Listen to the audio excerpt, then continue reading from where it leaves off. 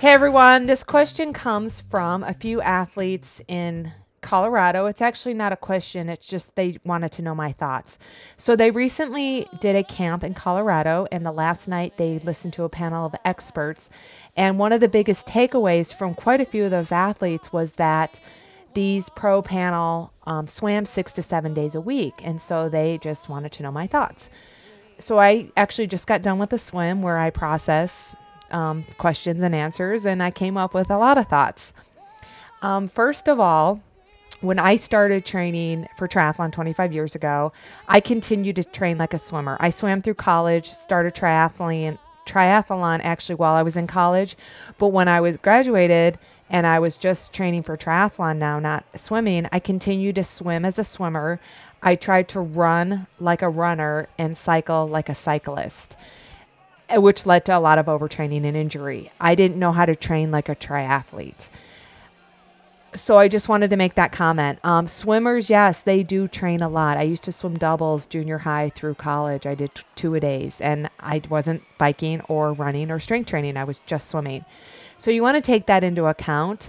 Also, your experience, your strength, your limiters, and your availability, time available to train will dictate how many days a week you swim. And you want to remember that these professional triathletes, probably most of them, this is what they do. I'm not sure if they had full-time jobs, kids, family, whatever their livelihoods were. But as a professional triathlete, they tend to do more volume of training than the typical age grouper does. So you want to keep those things into account as you're listening to their advice. One of the athletes commented, I'm going to read it right here, that, which I agree on, is that the reason these professionals were swimming 6 to 7 days a week is because swimming works you aerobically without having an impact on your body. So I think that's very true. When you are swimming and you're mixing up intensity, endurance, strength, speed, threshold, and drills workouts, you are building this big aerobic base.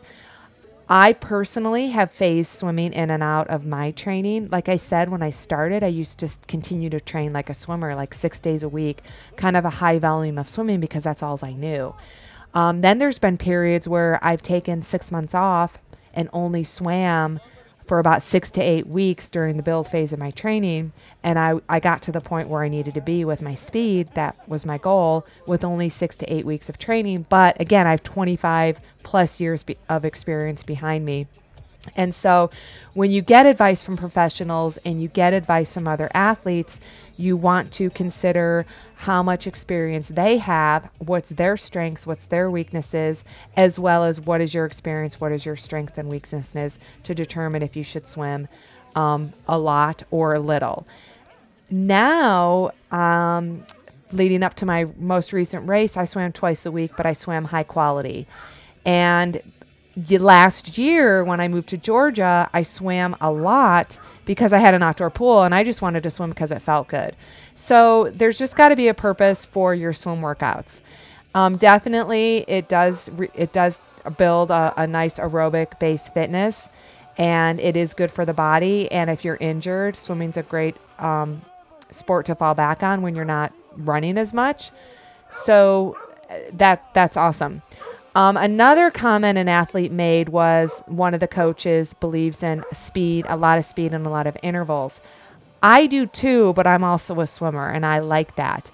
If your technique is crappy, doing all the speed and the intervals you want to do, if you have crappy technique, that's not necessarily going to make you a better swimmer. So again, you want to make sure you're looking at the source of the advice and take into account where you're at. Do you need, I believe, at least since I started teaching adult swim technique, a lot of adults need to back off the training, back off the intensity, and increase the amount of drills and skills that they do to improve in their swimming stroke. So it doesn't necessarily mean more days of swimming per week, but it does mean that they have to swim more with a purpose. Another thing, another good reason for swimming more frequently is getting a feel for the water. You only use your swimming muscles and technique in the water you don't use them on land. Whereas when you're walking and standing on your legs, you're constantly kind of stimulating those running and cycling muscles in your legs. Swimming, you're not. So you're only going to work on your breathing technique in the water. You're only going to work on your swimming strength and muscles in the water. So that's another reason to swim frequently. So again, the basics of my thoughts are, don't just go and swim 7 days a week because a professional tells you to. And make sure, if you do want to increase the volume of your swimming, make sure you're doing it with a purpose and you're still mixing up technique, endurance, strength, speed, and threshold at various times of the year leading up to your race for maximum results. So again, a great conversation I was having with these athletes. And if you have questions, I'd love to hear more of what you want to know about swimming and how many days a week you should be training. Remember that I do offer free swim technique. That's usually a good place to start. You can leave me a voicemail on speakpipe.com/endurance hour. And I would love to hear your voice question, or you can leave a comment below. Anyways, make it a great day and keep the conversation going.